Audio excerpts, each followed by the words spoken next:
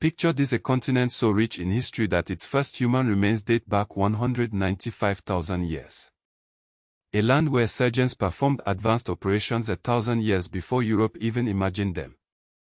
An empire so wealthy that its king once crashed an entire region's economy just by passing through. This isn't fantasy, this is Africa's true history, systematically erased by those who claim the continent had no past worth remembering.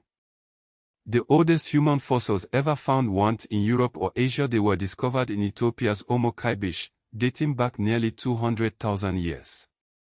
Africa birthed mathematics with the Ishango bone over 20,000 years ago, yet we are taught numbers began with the Greeks.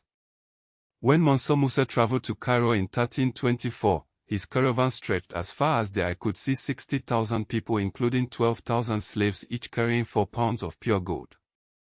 He gave away so much wealth that Egypt's gold market collapsed for 12 years, yet today most couldn't name this richest man in history. Pre-colonial Ugandan surgeons routinely performed cesarean sections with antiseptics and anesthesia techniques Europe wouldn't master until the 1800s. The Mali Empire allegedly sent ships to America in 1311, nearly 2 centuries before Columbus, backed by oral histories and medieval maps showing African knowledge of Atlantic currents. The real mystery isn't whether Africa had history, it's why generations were taught it didn't. Over 700,000 manuscripts from Timbuktu's libraries were burned or stolen during colonization and intellectual genocide targeting Africa's written records.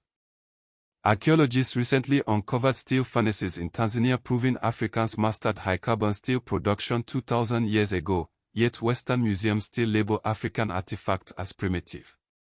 The Ishango bone from Congo not only shows early counting but multiplication and prime numbers, a mathematical sophistication Europe wouldn't match for millennia. When Portuguese colonizers arrived in Benin, they found a city with streets wider than Lisbon's and walls 4 times longer than China's Great Wall, then systematically destroyed records of its existence. Queen Nzinga of Nongo trained her armies in guerrilla warfare against European invaders for 40 years, yet her tactics are absent from most military history books.